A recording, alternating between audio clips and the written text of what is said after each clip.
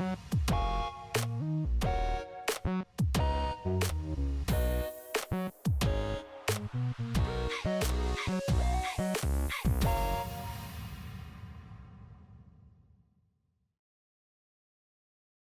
you for joining us for another KWL Languages webinar. As always, we're very happy to have you with us today. I'm delighted to officially welcome you to our session, Maximizing Student Engagement Through Scaffolding with KWL Reporteros. We're excited to have Aubrey Swisher, the 2023 Maryland World Language Teacher of the Year, and Caroline Schlegel, the 2019 Maryland World Language Teacher of the Year, sharing their insights and experiences with us today. This is the second installment in a series of 4 webinars that they'll be presenting, and today's focus is on scaffolding ideas. At the end, we'll provide details on the next webinars in the series. Aubrey, Caroline, welcome back, and the floor is yours. Thank you so much.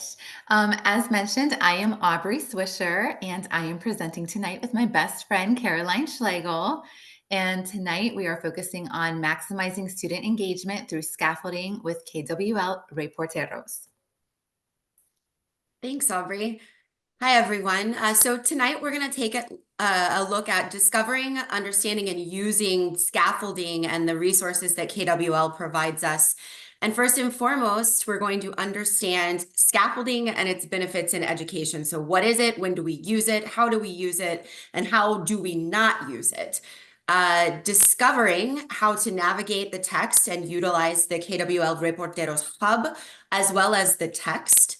And then finally, we will work on designing and implementing practical strategies for creating scaffolded learning experiences. So we'll show you how we've taken some of the things from the hub and the book and helped kind of create more engaging, authentic learning experiences for our students that align with what KWL has for us.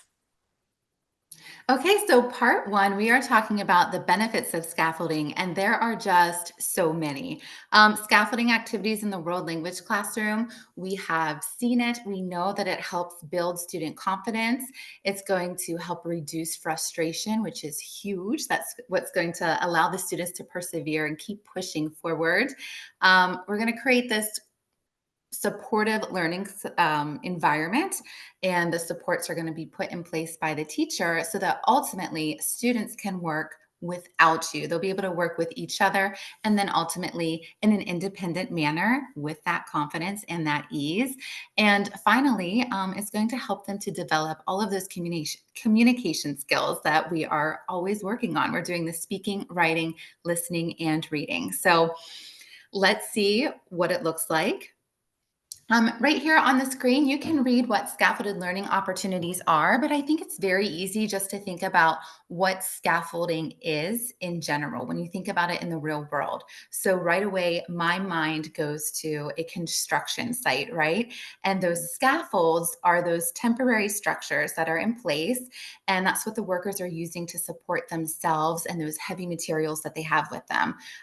It's what's giving them access to these heights that otherwise they would not be able to reach. So that parallels with what we're talking about. These scaffolds that we put in place are going to help our students reach beyond where they could alone. It kind of goes with that, what is that, the zone of proximal development, right? Mm-hmm. So it's been proven that students are going to succeed when adults help them learn a level beyond what they could do on their own.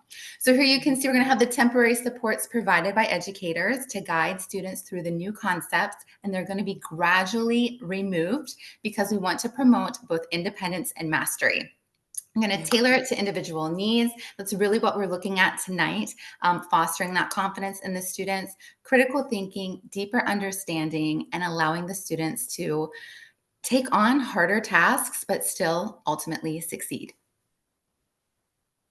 So we're going to take a look at 3 different types of scaffoldings that we use in our classes and Reporteros provides to us that KWL has both in the text and at the KWL Hub level online. And so we're going to look at content scaffolding first, which is just making tasks for students more approachable, more manageable, things that they can use to kind of, as Aubrey mentioned, those scaffolds help you reach to the higher level when you're building something, right? We need to sometimes give our students a little bit more direction and help scaffold that content. And sometimes we need to process scaffold, right? So we might need to model with tasks, we might need to model with examples, or we might need to model with structured outlines so that students know where they're supposed to be going, what they're supposed to be doing. And then sometimes, right, we've got strategic scaffolding, which is where we're trying to help kids solve a problem,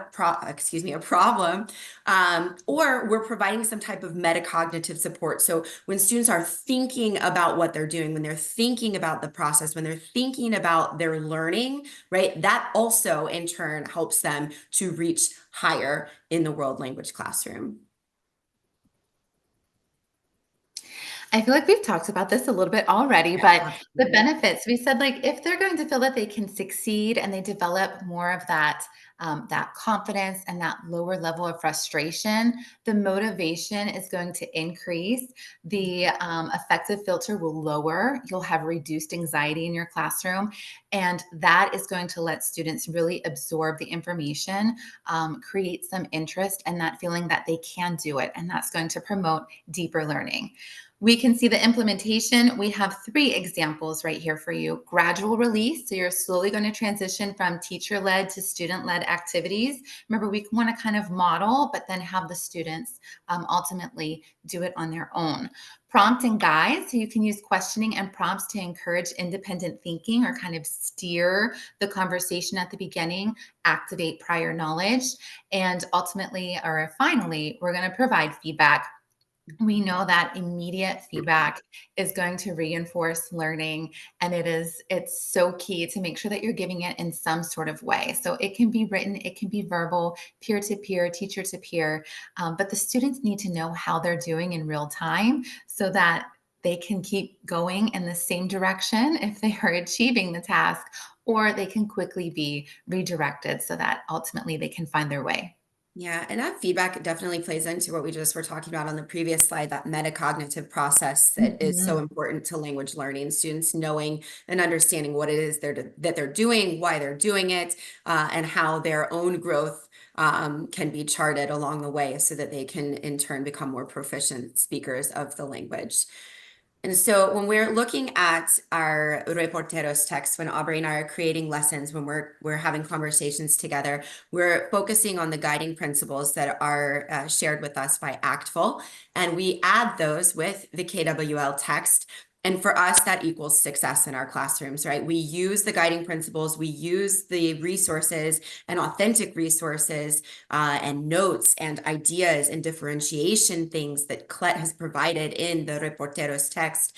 And all of this helps us to develop lessons that our students can access. Aubrey mentioned that zone of proximal development, that I+1. You know, our kids can do these things, right? We just sometimes have to provide some scaffold. I know when we first adopted the text previously, Reporteros, we had some gaps that we had to address, right? Because we were coming from a different text. And what Reporteros text had laid out for us, we had to kind of work with our kids and figure out what, you know, how are we going to do this? And KWL has the resources to do it. You can look through those resources, you can pull what you need, you can differentiate worksheets, you can work with heritage speakers, you can play games, you can do tactile things, you can get kids up and moving. And so all of the teacher notes, once you learn to navigate the text, it's there to help support you in so many ways to create a successful, proficiency-based, culture-driven classroom. Okay, and the productive Mhm. struggle is really important. We don't want to spoon feed our children because we don't want them to be dependent upon us. They don't. We do not want them to always be looking to us for the next step. So it is important to know that things are allowed to feel hard or complicated or challenging. That's good to have that rigor in the classroom. Over scaffolding can hinder learning by creating too much dependency. So that's where we have to be careful. And we're really going to look to find that balance. Okay. So let the students struggle a little bit, let them lean on each other. But by having them work through something, have some conversations, maybe have to have a small area of doubt that they have to address, that's going to help them have those problem solving skills that they need to be able to function in the real world using their language elsewhere other than the classroom.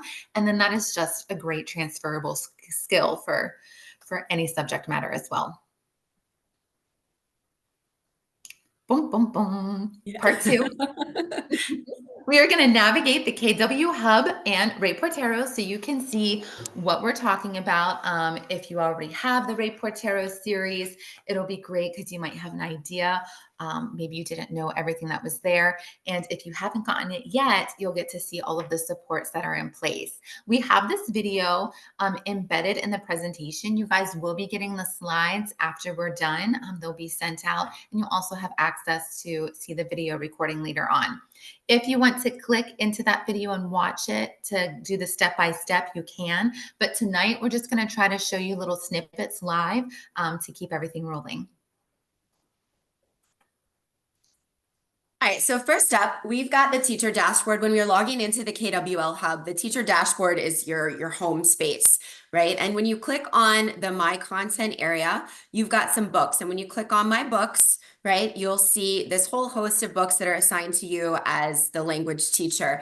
And so if I'm looking at the KWL Reporteros Hub here, you can see I've got book 1, 2, 3, and 4. And by clicking on those, it will take me to something that looks like this. And if I scroll down on that program content on this left-hand side here, right, you can see that you can go through all of these different things, and you will finally get to all of these resources on the right-hand side. And this is where the magic happens for me in the KWL Hub in terms of creating scaffolds for students. And so once you access those resources in your ebooks, right, when you click resources, this is what comes up. So you've got these 7 different sections of different resources here that you can use to help scaffold student learning. And we're going to show you some specific examples from these resources, as well as examples from the textbook that have helped create scaffolded learning opportunities for our students.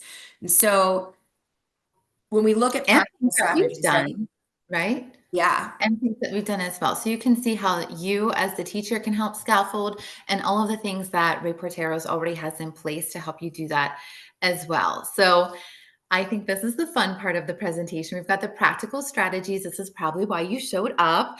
How can you leverage the authentic materials and cultural context provided by KWL and the teacher resources that you create or your team creates to maximize student engagement and understanding?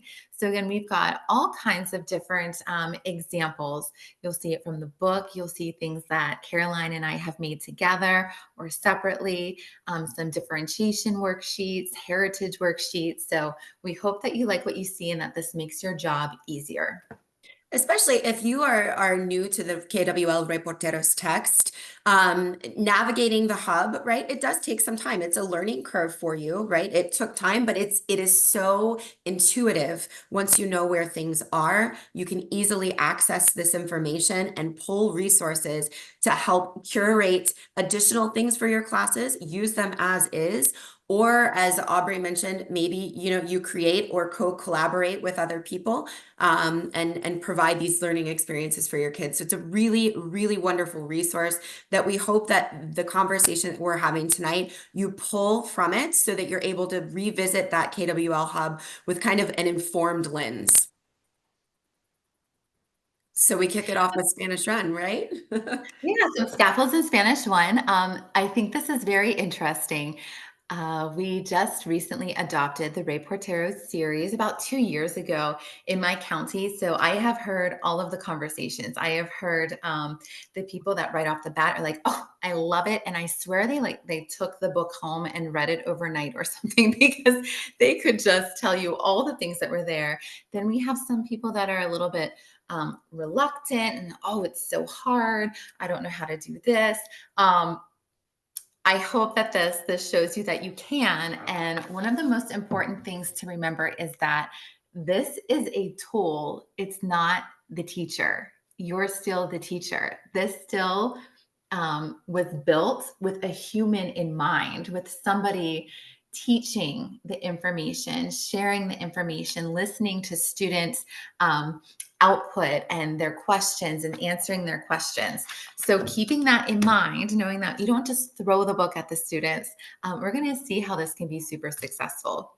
Well, I loved how you mentioned that too, because it is like, and I think in talking, maybe even with Mahe, we might have had a conversation about how the book is like a menu for the teacher, for you to Mhm. go through and decide what is important to you, who are your students, what concepts are important to your vertical articulation in your county, how do you, or in your school system, how do you as the teacher need to use the interests of your kids to relate to what's going on in the textbook? Everything is there for you, but you can't do everything. So it is Mhm. much a menu, and KWL very much does keep the teacher in mind there. It's a really good point. I'm so Mhm. glad that you brought that up. Thanks. Yeah. Okay, so this is at the very beginning. This is where I was like, okay, super fun. They give us some greetings and goodbyes. This is for your pre-novice learner, right? This is at the very beginning of the Spanish 1 book. Um, Here, the kids do need some practice. It's really quick. At the beginning of Reporteros, they show you some commonly used expressions for different small themes that are going to pop up and be recycled throughout the book. They're going to come up in conversation. But at the same time, I know my learners, they really want to feel like they're learning something and they're grasping something. So I knew, okay, we're going to spend a little more time on this. I love these examples. I love that the students can hear the pronunciation. I can take the book away and they can have to do something with it, or I can have them pointing as they're listening. But I also wanted to do more practice in my classroom. So it's just as easy as creating some slides or doing some whiteboard activities here. Keep using those terms in context, have them written, have them spoken, and see what students can do, how they can identify them. Here was something where we're just using pictures. I also had an activity where the students were sorting, but in the end, they have this sheet that they started out with, and we're going to take them away so that you can ultimately get rid of the English translations there and just have them creating pictures with these phrases. But again, something simple that you can do rather than looking at something and say, whoa, this is fast. This is too fast. They have everything there for you to see, like, okay, this is what we're talking about. We're going to do some greetings and goodbyes, and you can slow it down to the appropriate pace for your students. This is something else that I did with that. Again, the students had that reference page. We had drawn, we had acted out and sorted. Here is a listening activity where we have students take some notes and they can see what types of greetings are used when and which sorts of goodbyes are more formal or informal. And then we're going to keep checking in and seeing, what do you remember? It's great to have your students use their greetings and goodbyes with each other in the classroom, but also whenever you see them and greet them, challenge them to use different types. Same thing with their goodbyes. Okay, so that was super small. But then whenever you get into the textbook, Unit 1, we're going to start having some conversations, talking about where people are from. This is another thing that I thought was fantastic. Each chapter starts out with a little text conversation. The conversations are already made a bit more comprehensible because you can see the emojis that they'll put, things like that. The little flag, they can follow along even though they barely have any language at this point. But it's very fun to see that Ray Porteros is always starting out, giving them that input and challenging them to try to discover something about it, seeing what they can infer, what they can take from it, rather than just saying, this means this, that means that. Now use them. They're going to see them used first and have to decipher. So, playing off of that, I was like, okay, well, we're going to use these same sorts of constructs. Maybe you're going to a new day. And so I used a similar strategy. You can see I have a picture of my daughter, Caroline, and I. We were on vacation in Puerto Rico, and I put this snapshot in there to kind of personalize it. And each one of us had our own conversation bubble, and we were using similar phrases. And then they were challenged, hey, can you do it? Introduce yourself in Spanish.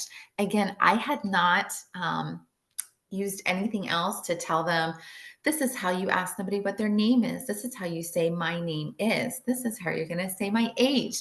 Students are seeing the things in context and they are approaching language like a puzzle. Again, that came from Reporteros with their text conversation where I was like, yes, I like this. My kids can do that. And I wanted to just keep recycling that and see how they could grow and how they might begin to polish their language as they formatted their answers, they spoke their answers, and they received their feedback in class. I did not teach Spanish 1 yet with the book completely. I have only taught the bridge for my Spanish 2, as well as been a temporary teacher for one of my colleagues that was out getting surgery. So I was able to make those quick slides. I had done some of them with my classes previously, and I found the ones that complemented Reporteros.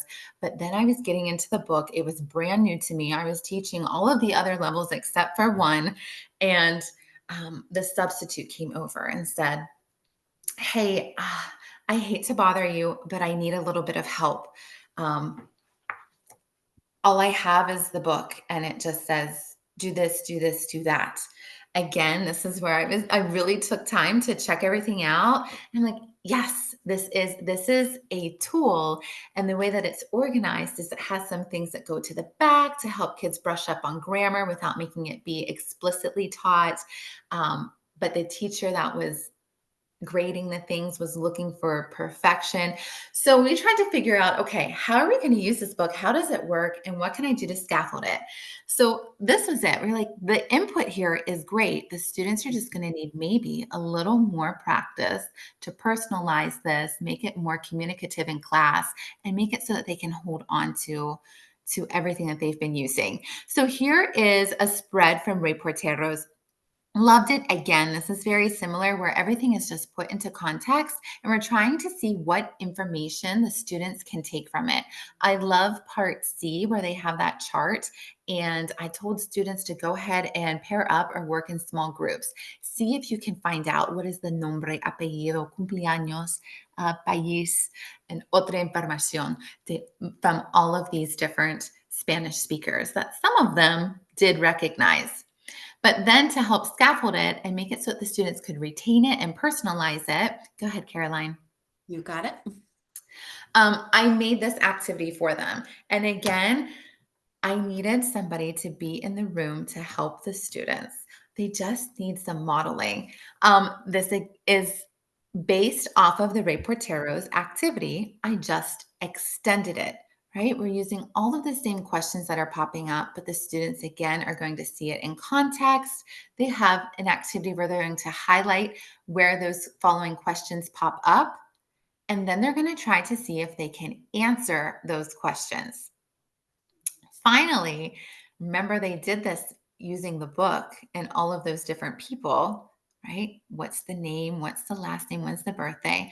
Well, now we want the students to be able to use the language to ask each other that. And that ups it a little bit because you also have to be ready for somebody else to speak to you and ask you questions.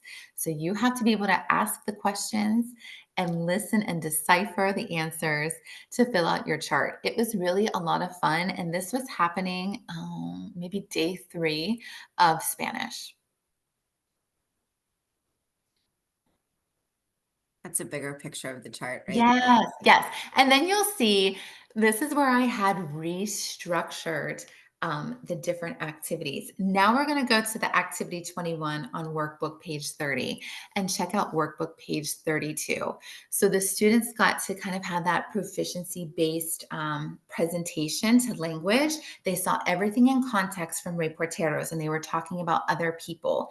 Then they got to use it themselves and talk to their peers, and it became real to them. It was alive in the classroom. And then finally, we're going to go and brush it up. We can perfect what we're talking about. We can kind of look at the logical piece. Can you go to the next slide? There you go.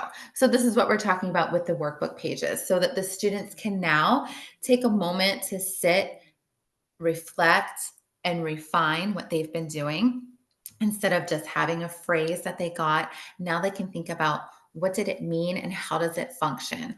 So I did really, really enjoy scaffolding this activity, right? Students were jumping at first, and it's like, no, no, no, no, no, no. If you read all of the little teacher, uh, here, they always have these in the book. I don't know if you can see at the bottom, but there are always teacher notes. If you take the time to read those types of activities that I showed you with the extra scaffolding, those a lot of times are brought up by the teachers that wrote the teacher edition. So you can get those ideas of how you can differentiate or extend the lesson and tailor it for your crew. Maybe you have a class that's going to work faster. Maybe you have one that needs to have that extra scaffolding piece. But all of that inspiration is provided by the book. And also, you can put your own creative spin. I love that too, also because you just showcase so much how important it is to use the book as a menu for the students, know your learners, create something on your own as the teacher that helps support their additional learning and understanding, and then going to another KWL Reporteros resource, the workbook, right? And allow the students to show you that they can manipulate this, they can do that, pushes them a little bit Mhm. further. So it's a And really movement is so important in the classroom. So that was another reason why I wanted to put that little piece in, right? All of those questions were what they had seen in the textbook, but I wanted them to get up and talk to move each and other. talk, Yeah. have language on the move. That's what we do. We don't usually just sit still and talk in the same spot all the time. You get up, you go to different places, you talk to different people. So I thought it was really great. Get them moving and then come back and reflect on what you've done. Absolutely. Oh my goodness. And this with the family, again, reporteros, how Caroline keeps saying it is a menu. Yes. So look through it and see where you want to pause and stop and go deeper. This, it, it made me so excited the first time I saw it. Um, I love doing the family tree project, things like that. I did have some students in the past ask me, is their family tree okay? And they were nervous about some connections and the breaks or the extensions in certain lines. And it doesn't matter. At the time I would say, you know what, of course anybody's family is fine. You can present your own family, you can present a celebrity family, you can make up a family. And lots of students enjoyed it, but there were still a few that seemed a little uncomfortable. There was something that they didn't want to share openly about their family, fear of being judged, or I'm not even sure. Maybe it's just that they were more introverted and more personal, more private.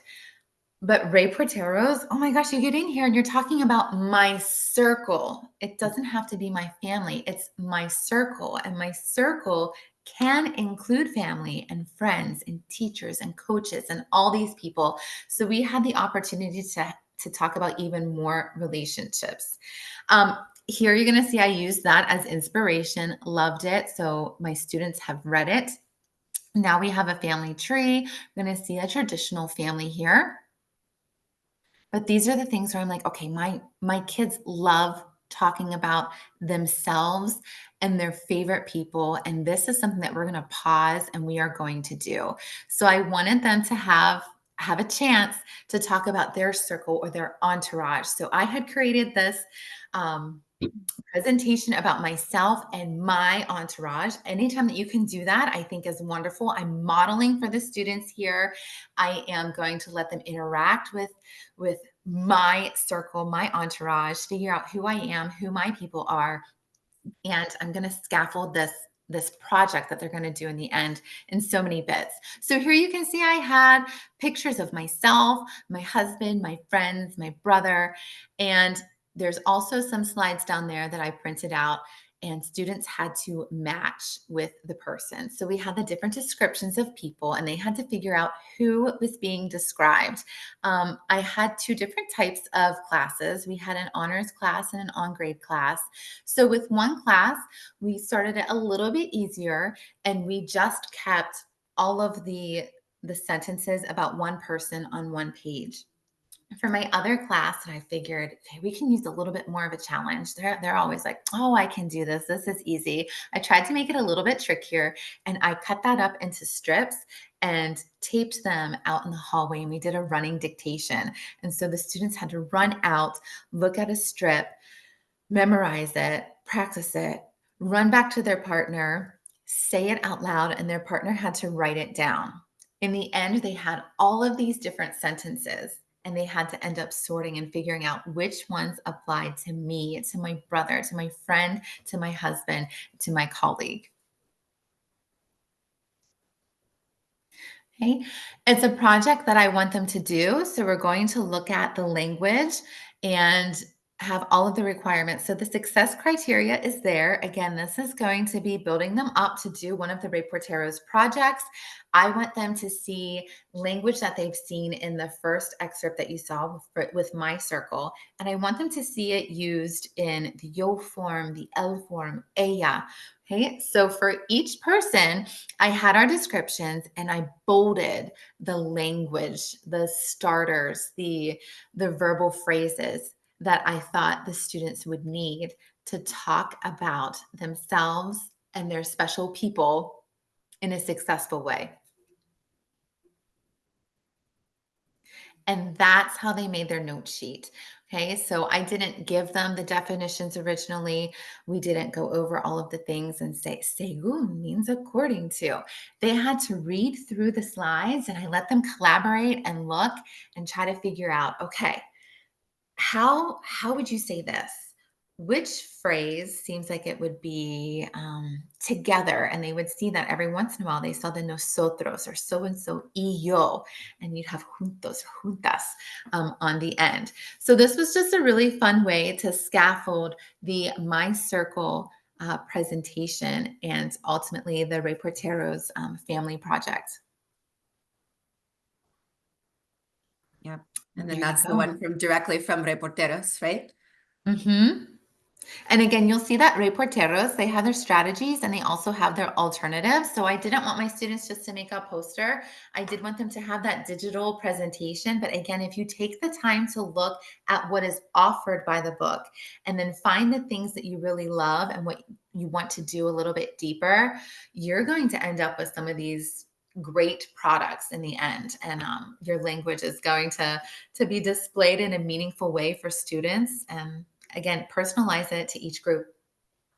One of the things that I really like also about the Reporteros book are that you just mentioned the estrategias. There was one earlier that said, and it was in the very beginning in the Spanish one book, and it was actually on one of the screenshots, and it said, don't worry if you don't understand everything. Look for the context clues. And I like to make sure that students are looking at those things, right? Like, it's okay that you don't understand everything. And Aubrey was mentioning, look, there are emojis, look, there are flags, look, there are supports here. So it's not only the supports that are in the text, but also the strategies are helping support that understanding as kids go through too, giving them little bits and pieces that will ultimately add to their toolbox as they navigate language learning in general. So I really appreciate the estrategias that they post in for students. All right. And then that takes us to scaffold in Spanish too. So we're going to take a look really quickly. This is just an example of strategic scaffolding, providing that metacognitive support, that ability for students to think about their own learning. And inside of the teacher resources on the KWL Hub, there is a little link down here to other resources, and they're unit learning goals templates. When you click on those unit learning goals templates, things like this pop up, this learning goals unidad preliminar.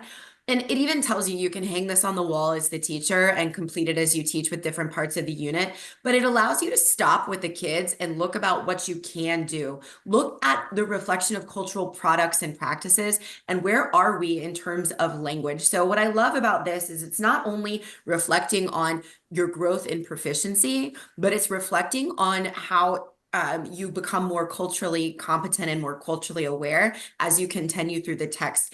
As you know, if you use KWL Reporteros, being a culturally driven text is really a beautiful piece of KWL, which I appreciate very much as a teacher who prides herself on incorporating culture in the classroom and using culture to drive language learning. And so when you see things like this gives you an opportunity to stop and reflect with your students on what they've learned, and then making connections for the future, and ultimately scaffolding towards our AP classes at a very early stage in language learning. So those teacher resources, those unit learning goals, you can print those out, you can give them to students, you can hang it on your wall so you can revisit it as a part of your conversation, and a check for yourself. What is my overarching goal as a teacher? What is it that I want my students to take a look at? And I always like to take a look at these before I taught the unit, because it helped me understand where was I going, where did I want them to go, and I would kind of like jot down some ideas. Then I would look at the scope and sequence, see where that was going, what were the unit projects,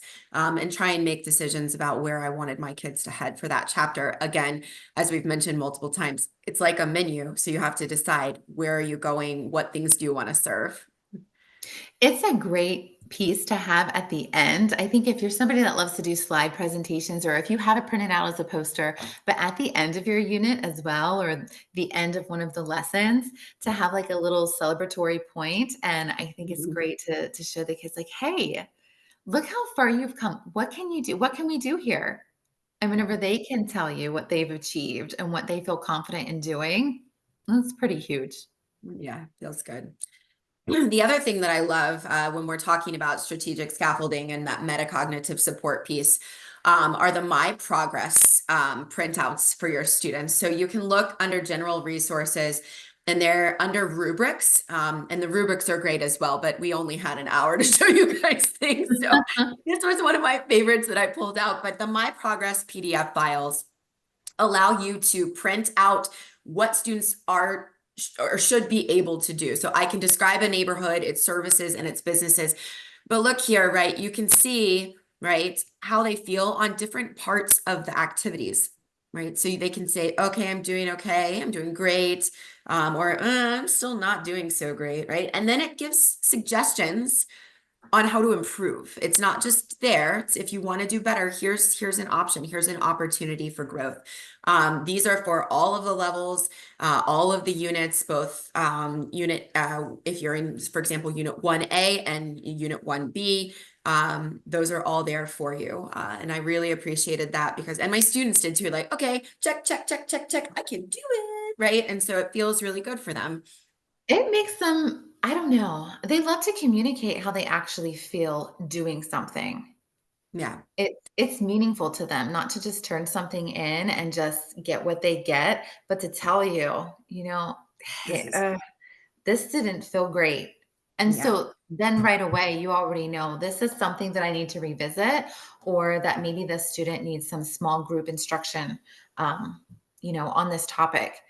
And Or I whenever also, you have all those beaming faces and like, I'll check in with my kids, like, "We're good, we got it, we ready to move forward?" And they're like, "Yes." But whenever you have that confidence, if you've got that groggy morning class that's a little bit quieter and you're saying, "How do we feel? Are you ready?" And they're just kind of, yeah.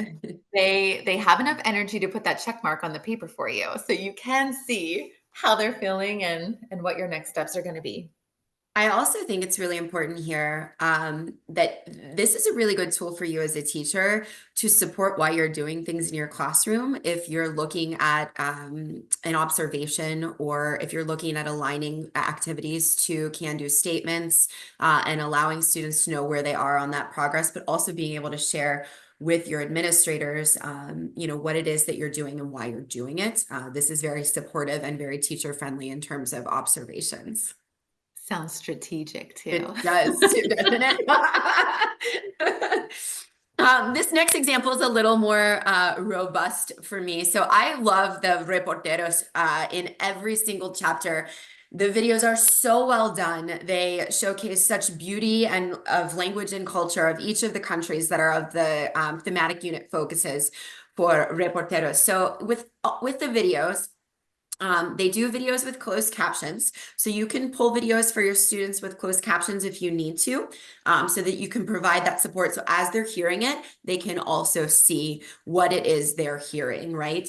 And then, right, we also have under teacher resources, if you go to the student edition, and you can print video and audio scripts. Right. And so not only is this great for students who may need scripts for IEPs or 504s or accommodations, but this is just great as a general accommodation for students in a level 1 or a level 2 class who are getting used to hearing different accents and trying to figure out where those starts and stops and words are, and trying to figure out what people are saying. So I pulled a script from chapter 1 in Reporteros 2, Vivir en la Ciudad.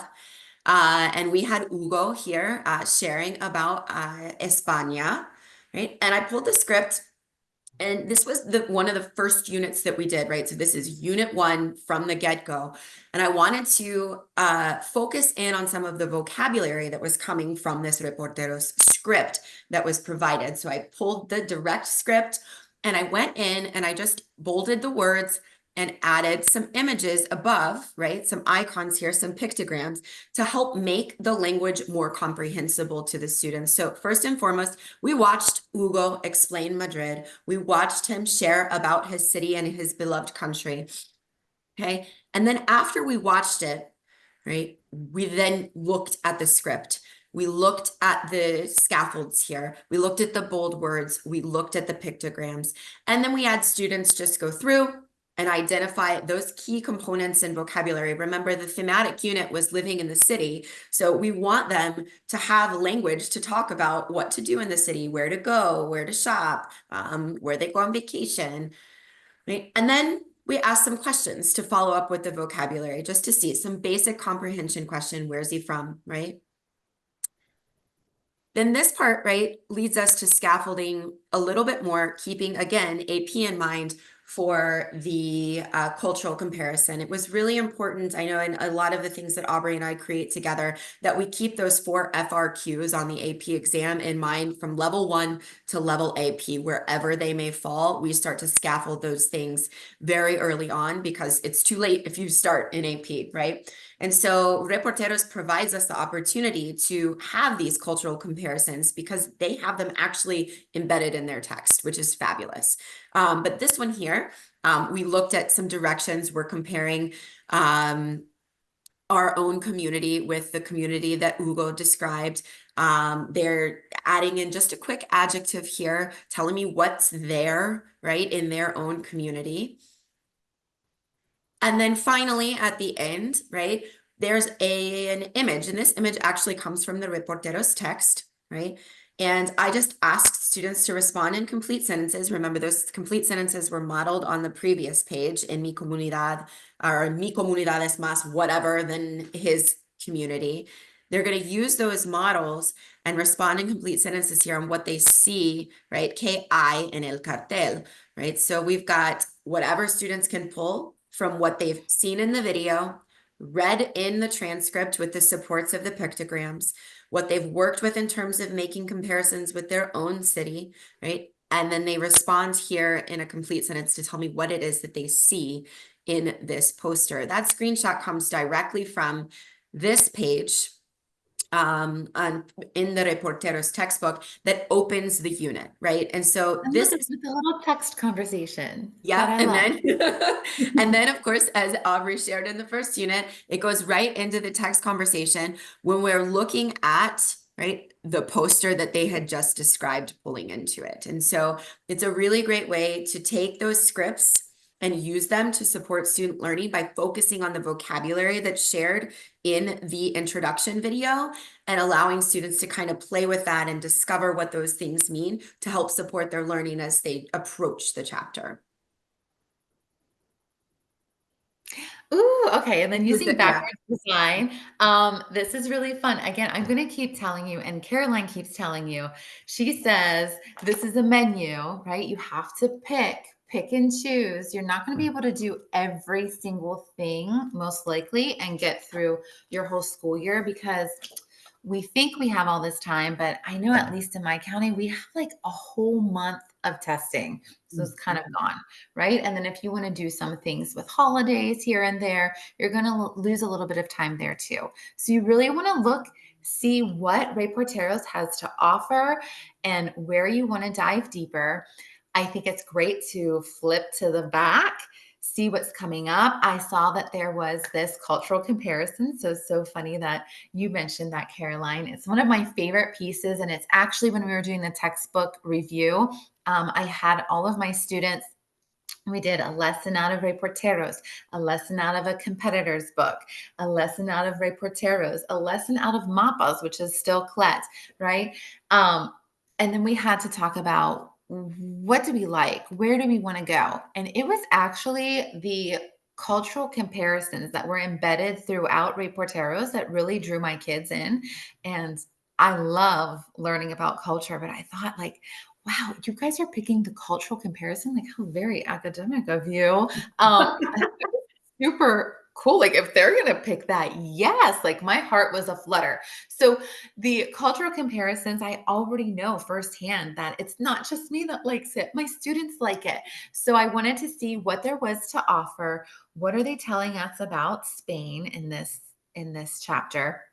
And how can I compare that to what we have going on in our small rural community of Boonesboro, Maryland? So here I knew they were going to make a comparison. And then I saw that we started out this lesson talking about the different neighborhoods of Madrid. Okay, so we did some activities with this. I had actually students take turns reading the paragraphs out loud, and then we followed up with the Reporteros activities where they had to figure out which community was being spoken about and what each community had, and ultimately we had to decide which one would we want to reside in or which one would we want to visit. Go ahead and flip forward. Okay, but we loved seeing, well, not seeing, hearing and picturing these neighborhoods, and my kids were hooked. I actually then did not go in order. I went to the back. In the back of each unit, Reporteros has these IPA preps, right? It's separate from the assessment. So the assessment can still be super secret. Your students will not see it. You have to access it on the hub. But they always have this preparation piece that is modeled after the IPA that they're going to come across. Here they had Este es mi barrio. We checked this video out.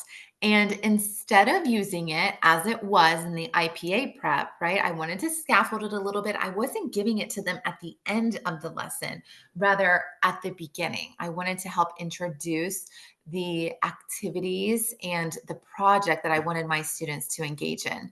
So I, again, clicked those buttons. I could get the video, I could get the script. And I was able to make this worksheet that I have on the right, where students were just listening. They're trying to get acquainted with her speed of speaking, her accent, and the very beginning. I'm like, we're gonna start right away. What's her name? How old is she? And I don't know if you have students that are like, oh, it's too fast or slow it down. That was great to piece it just those two questions because they know what kind of language they're expecting. And I I played that piece 3 times, but then everybody could figure out she was 15 and her name was Marta. Okay. Then we went through things that they could use their ears and eyes for. But this whole time, we are following a teenager who is introducing us to her actual neighborhood, showing us places. There is traffic going in the background. There are other people walking and talking. It was just so real. So I loved having this to intro the next piece. Go ahead and move. I secretly want them to do this project in the end where they're going to do something just like Marta did, a video that is so close to it. So we just saw hers, and I know that we're going to do this cultural comparison. I took the places of Boonesboro and figured out what we had to offer there in the town that I normally drive to work and then leave, right? This took some research. I needed to find out the places that were there and what type of places they were. Students were talking and figuring out the vocabulary here because they were familiar with Truist or Roscoe's or Schaefer Park. And so then they could match it with the Spanish. But then we had to keep taking it a step up. We're like, hey, remember whenever she was talking about the places, or whenever you read about those two neighborhoods, like some of the structures that they gave us? I also had some models, and then they had to pick as a group 8 different places and give me a little introduction to those spots. Oh, and then we arrived to our actual project. So again, we read, we watched, we collaborated together when they were coming up with the scripts. I had examples. We could also go back and we could watch Marta. We could read her script. And now we are arriving to this mini project that doesn't seem so daunting in the end. And it was nothing but fun. It was fabulous. So you can see this Bienvenidos al Barrio, and it says that we're going to make a video about places of interest and stores in our neighborhood or town. Perfect. I turned this into a walking field trip. Go ahead to the next slide. I think we have it there. Oh, I don't have it there. But anyway, I turned it into a walking field trip. Students actually went downtown and they did just what Marta did. There was traffic in the background. There are people walking and talking, but the students stopped and they showed us their different places of interest, and they were able to tell us what it was called, who liked to visit it, what it had to offer, and what type of place it was considered. And it was wonderful. We were able to share those projects in class. Each group picked their favorite clip. We put that together and then looked at Marta's one more time and ultimately made our cultural comparison. That's such a fun project. They talk about it the whole semester, and it's great because it's unit 1. So there is a buzz about Spanish 2, and I have people already asking me, like, are you teaching Spanish 2 next semester? Are you teaching it next year? Because they've started it off with a bang. They're doing real stuff. They're learning about real places, and then they've got these fun twists that we can deliver. I think too, it's important to note up here, there are assessment rubrics. So if you look at the top of this page up here, assessment rubrics on the KWL Hub, and then the self and peer assessment rubrics, right? You can, as the teacher, you can access those in the KWL Hub, and it allows you to have the students be able to check off the things that they've included in their project. They're really beautiful lists for students to be able to use to make sure that they're doing what they need to do for the project, and that they're able to check off that they have met the requisites of the project. Then also really great information for them to reflect on not only their work, but if they're working in a group, they also get to reflect on the contributions of their partner in an honest way. So that is also very helpful. And I appreciate that those things are included, because being able to hold students accountable if they know that they're going to evaluate their peers and their contributions, and that their contributions are going to be evaluated as well. And students are pretty brutally honest with those, if in my experience having used them. But it's really great that the assessment rubrics are there. I always printed those assessment rubrics for my students because it really kind of delineated everything that they needed to do, gave them nice little check boxes, and they were able to complete the project with confidence. That moves us to scaffolds in Spanish 3, some examples here. So again, we're going to look at some content scaffolding here, simplifying complex tasks and breaking them into manageable steps. So we're back in the KWL Hub, looking at teacher resources, and this is specifically the student edition and the video and audio scripts again, where we're introducing the Reporteros Rosemary. And again, this is the script that was pulled from this, but this is in my level 3 class, right? And so really, I just want them to we watch the video first, okay? Then we read the transcript, then we watch the video again, And then we just have some questions here to help them better understand what happened in that Reporteros video, trying to like hone in on the important aspects of the things that Rosemary shared. I think sometimes stopping, crafting some comprehension questions, allowing students to think a little bit more about the video that they watched so that they can pull out the key elements. In this particular unit, she was, this is the beginning of like the jobs, right? And so we always start, or Aubrey and I have always started our unit on jobs with jobs that are relevant to our students, teen jobs, right? And things that are really things that they can do, because talking about what you want to do in the future is different than talking about what you're doing right now. And so we always start with things that are accessible and relevant to them, pulling from their experience, what jobs they currently have. But here, right, these are different jobs that could be possibilities for Rosemary based on the script that they read, the questions that they answered. They know a little bit more about her, right? And so now they have to pick one of these jobs and explain why. There's no right answer or wrong answer. They just have to decide why they would pick this job for her based on what they read and what they understood from the video and the questions that they answered based on the information that Rosemary was providing. And then finally, we like to make things communicative. So we're always looking to scaffold for those communicative opportunities. One of Actful's guiding principles tells us that we have to plan for interpretive conversations in our classes. They have to be intentional. And so right here, they talk with a partner and they share which profession they chose for Rosemary and if it's similar or different to the profession that their classmates chose for her. And they have to explain that. And so again, this is just scaffolding at the very beginning of the unit when we're starting to learn about the reportero, the new country, and want our students to hone in on the thematic unit. I just wanted to show what you were looking at the very beginning, where you Sure. scaffolded the video. Yes. So Reporteros always starts off whenever they have the video. They also have a chart that they recommend students trying to fill out. So Yes. that is a wonderful thing for those students that can pay attention and grab the language. What Caroline had made, I think, is wonderful to help those students that sometimes drift away or aren't feeling as confident. They start to question, like, was that food? Was that not? But she can drop in a few extra words in there that they might expect to hear. It'll be in a question and it can help trigger the answer. So it's also really cool that you can give your students a choice when you're scaffolding and see the differentiation here. But what she showed, I already love using as a choice because you have that video and you can say, okay, so we're gonna watch this video. We're going to learn about Venezuela and about the teen jobs or what teens are doing there. What I want you to do is make a choice here. Do you want to use this chart?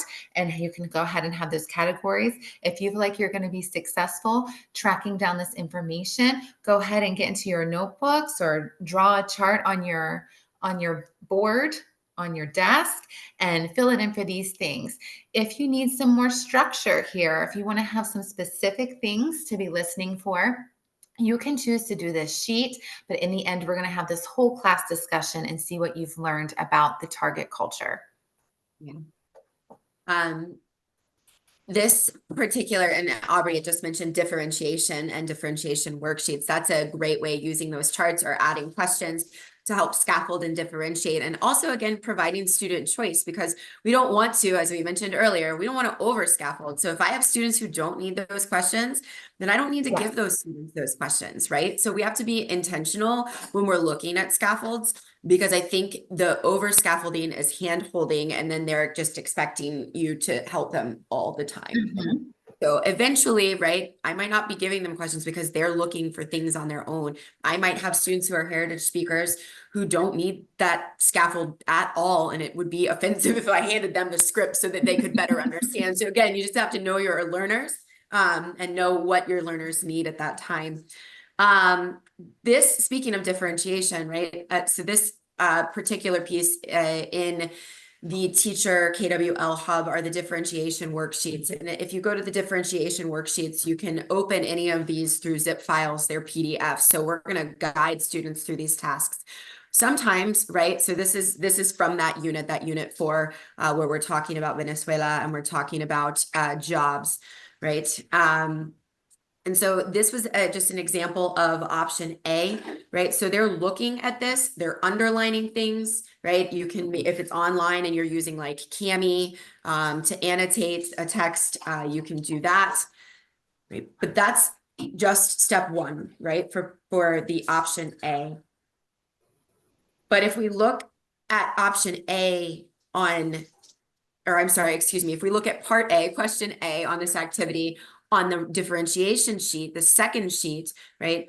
These questions are more intentional. They're asking students to search out information. They're asking students to pull things out and jot them down, right? Then they're asking students to make a hypothesis here, right? Then they're asking students, what is this? What do you think this word means in this context? How do you think that this relates? Okay, so you can see the difference here. This is activity 4A, right? Where people are just going through writing, annotating, and then this one is a little more, what is the word I'm looking for? It's asking students to do more here, right? Asking students to do more. If we look at the second part of this, right? This is back to option A. Option A, students are asked to like check things off, right? Or make a quick hypothesis. What could these potentially mean? So they're checking boxes here. Am I okay? I keep getting an unstable message. Can you hear me? You're fine. Oh, good. Okay. I'm like, it keeps flashing unstable and it's making me nervous. So if we're looking at this, kids here are just kind of like making decisions, marking answers, right?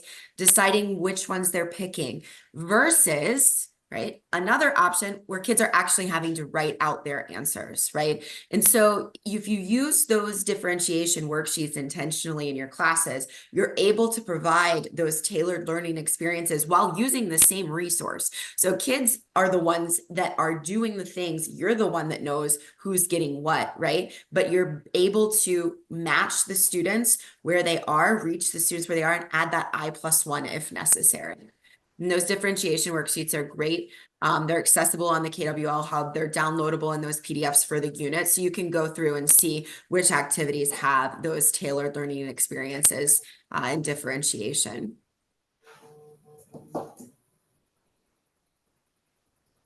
All right, and last we have scaffolds in Spanish 4.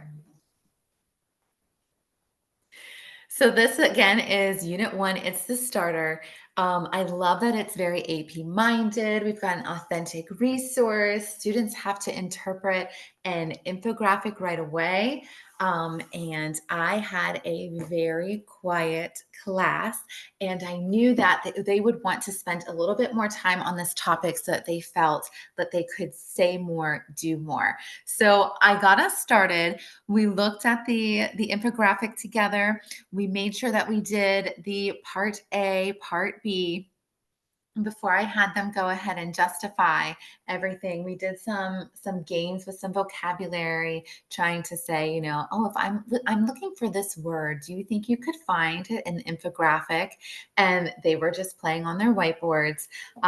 It was simple English to Spanish, and then synonyms, and finally circumlocution, just to get us a little bit more comfortable. Again, it was a group of students that I wasn't really sure of their ability level. It was first period in the morning. They were a little bit quiet, but just adding in those little types of activities helps to make the content a little bit more approachable. We loved that we were talking about Peru and alpacas. And so I wanted to do a little bit more with this and then be able to go back, because we were going to have some conversations later on in the chapter. So this is where I did a jigsaw and differentiated. All the students started out with the same infographic at the beginning. And for some of them, it was the first time that they had to really engage with an infographic of that level in Spanish, or even alone. They don't do it a lot in their other content areas. So I wanted them to end up making an infographic in the end. You can see their samples, but I also needed to switch things up a little bit, have students talking, learning together, and getting them into the appropriate groups. So I did intentional grouping here. I gave group A something that was a little bit elevated above the others. Group B and C were pretty close to each other, but I had different types of words and the articles were at different levels. But you can see that the students are doing the same type of activity. And at the time, they do not know why they have each group, right? Again, my A's, I had a group of 3. Two, I had a native speaker, a heritage speaker, and one of the students that I had in level 3 who I knew was very high achieving. In group B, I had very independent workers, not big communicators, but they were sufficient. They could get through things on their own. They had strategies. And group C, they were short a group member. So it was a perfect place for me to slide in and help out. So it was wonderful that, again, everybody is appearing to be doing the same exact activity, yet we have different levels, different types of vocabulary, but things that are going to help us all be able to talk about the alpaca as a Peruvian product. And I don't know. It was just wonderful because we're jigsawing, right? So group A had to then share things with B and C, and everybody had to listen and learn from each other to ultimately make this infographic at the end. When they did the infographic, we were allowed to also consult our original source from Reporteros. It served as our model. And then we were able to go back and do some of the extension activities that Reporteros originally had. Go back to the infographic, make sure that we could justify our answers. And now my students could also expand upon them. And this is similar to what Caroline was showing you. I know we are getting a little bit short on time, so I will just focus your attention to 2 things.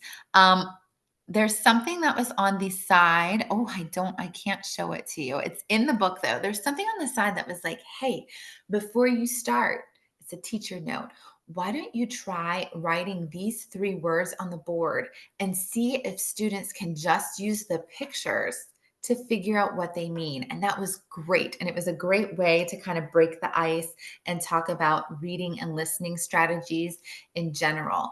Then we moved on to the simulated conversation. Again, this might be brand new for your students. It is an AP task. It can be a little bit scary, but Ray Porteros really breaks it down. I didn't have to do the scaffolding here. Ray Porteros did all of the scaffolding. Can you go ahead and move to the next slide? Yes. Okay, those differentiation worksheets. If there are a few things that you take from this presentation, that definitely needs to be one of them. You need to get on the hub and check out the differentiation worksheets for each of the lessons that you're going to do because it is incredible. You might not want to give the options to your students. It might just be that you know that this option, option A or B, is the right one overall for my students to help them build the confidence, get rid of that level of frustration that they might have if we jump right in.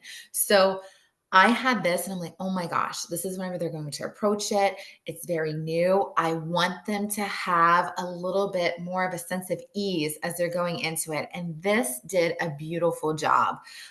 We were intriguing students. We were having them use some critical thinking here. They had to make inferences. And then ultimately, you can see all the preparation that was given to them in order to interact with this conversation. We have some sentence starters or some questions that they can answer. Can you move to the next slide? I mean, look at this. It's wonderful. You have the different responses that you can slide in, match each thing with the description.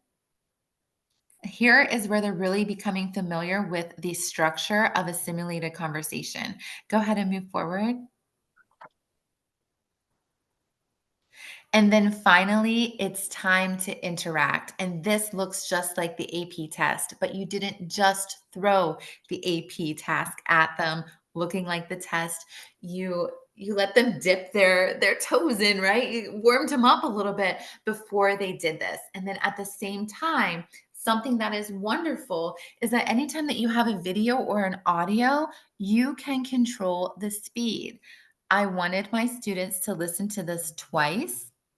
So you pick, do you want them to listen to it at the normal speed and then you want to slow it down? Do you want them to listen to it twice normally? Or is it slow and then normal pace? But it's wonderful to have the students, you know, grouped and they can do it a certain way, or you can figure out what they need. Sometimes you can just ask them, hey, we want to just go for it, or put it on the normal speed and say, how did that feel? If they're like, oh, it was a little fast, you can try it again, normal speed, and you can slow it down for them too. But I thought that this was great differentiation of the simulated conversation. It made my job so easy, but I felt so organized and strategic as I was teaching it to them and introducing them to this AP task. Bum, bum, bum. Oh, and then we're talking about this. Hopefully, after your level 4, maybe as part of your level 4, you are having the opportunity to teach students AP Spanish, language, and culture. And so, since that is something that I want to move towards, I also made one more step. Okay, I had my students record and I said, don't worry about it. Whatever kind of answer you gave is going to be great. We're going to learn from it. We're going to be able to polish it. I had my students reflect and listen to their original responses from Reporteros, and then I took them to AP Classroom, and we picked one from there to do. After they recorded their conversation, they had to listen back and transcribe everything that they said. And this is where we really got to look at the AP rubric, see what was expected.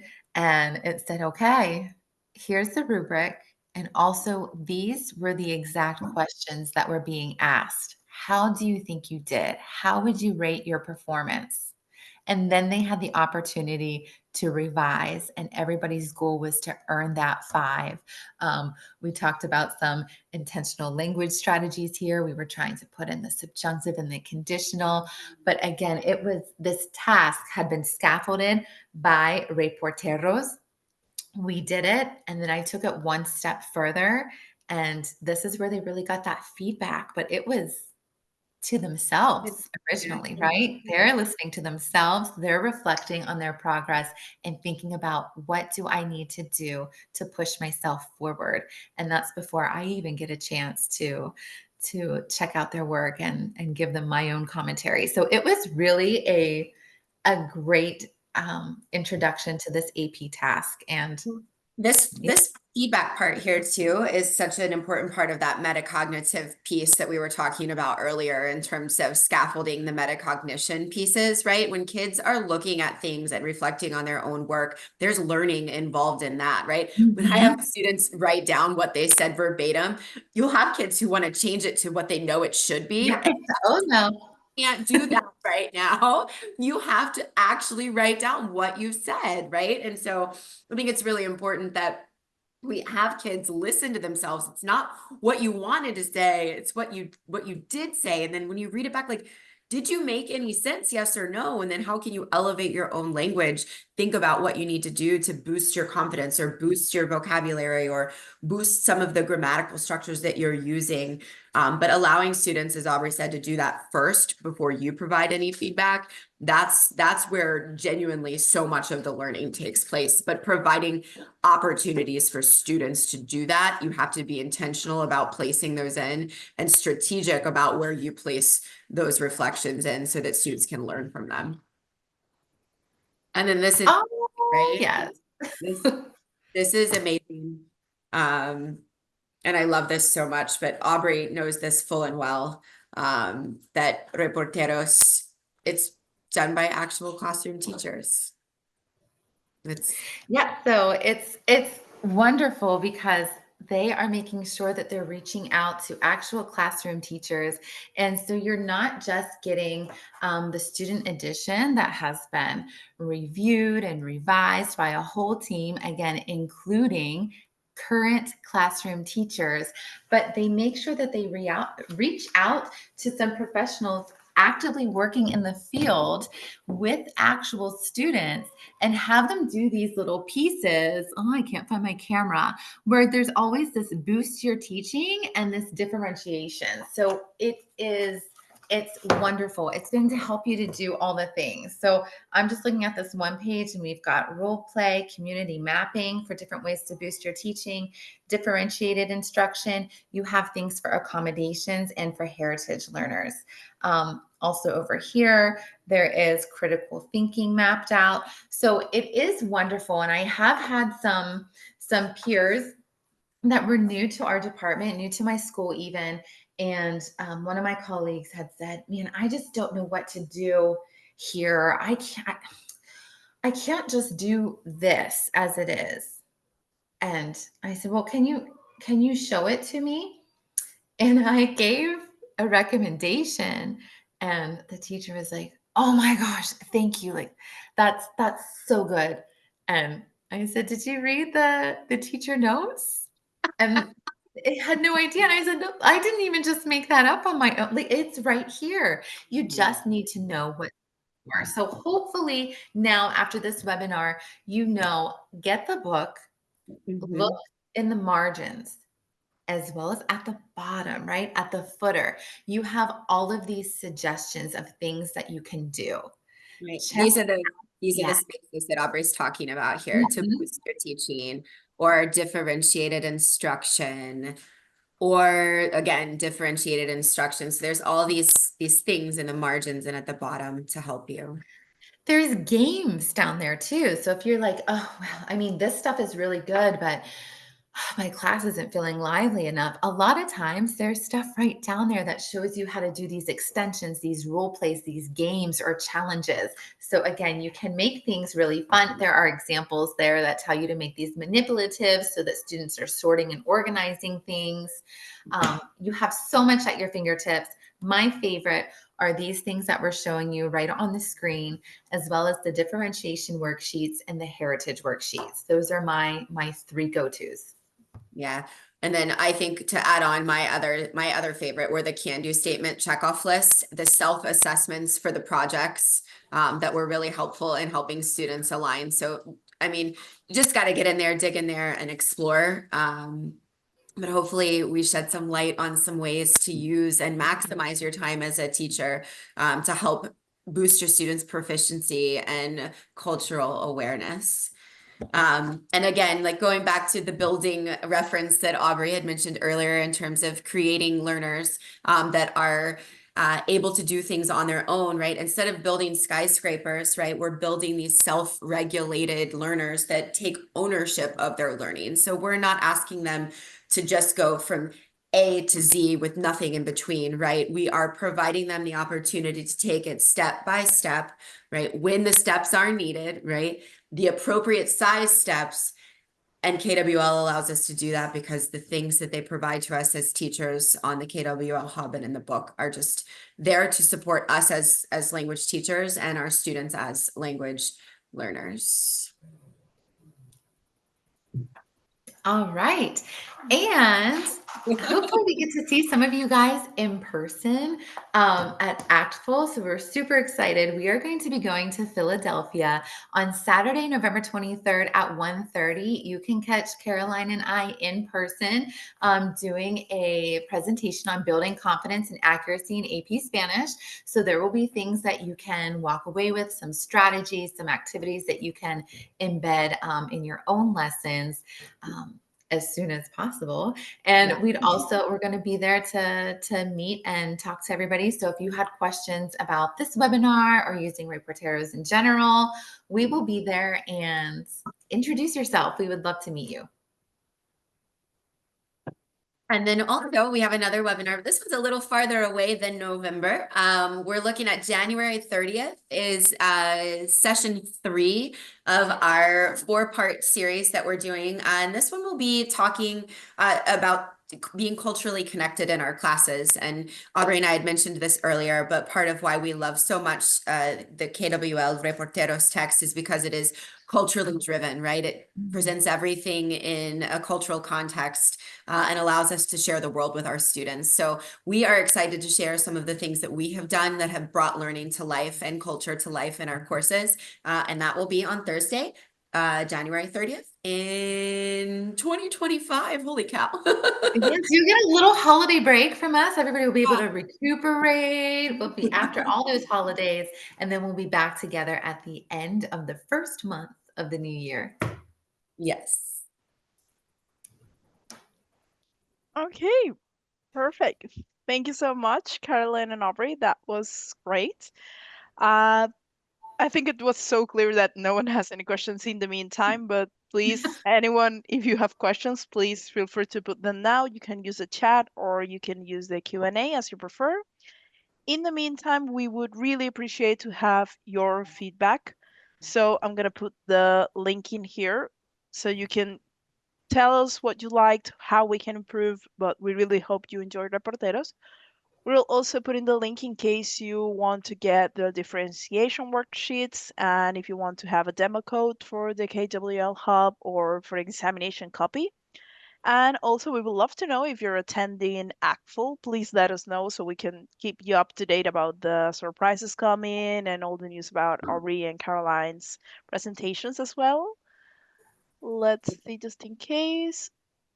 Also, for those asking about the video presentation, remember you will receive all of those in your email addresses more or less a week. Also, those requesting a certificate of attendance, you'll also get those in about a week more or less. And let's see, I don't see any questions in the meantime. So let's see. Yeah, I think that's it. So again, thank you so much, Caroline and Aubrey. Great presentation as always. And remember, everyone, thank you so much for attending. We'll have the next webinar on this series on the 30th of January. And yeah, I hope you all have an amazing evening. Bye, guys. Thank you. Thank you.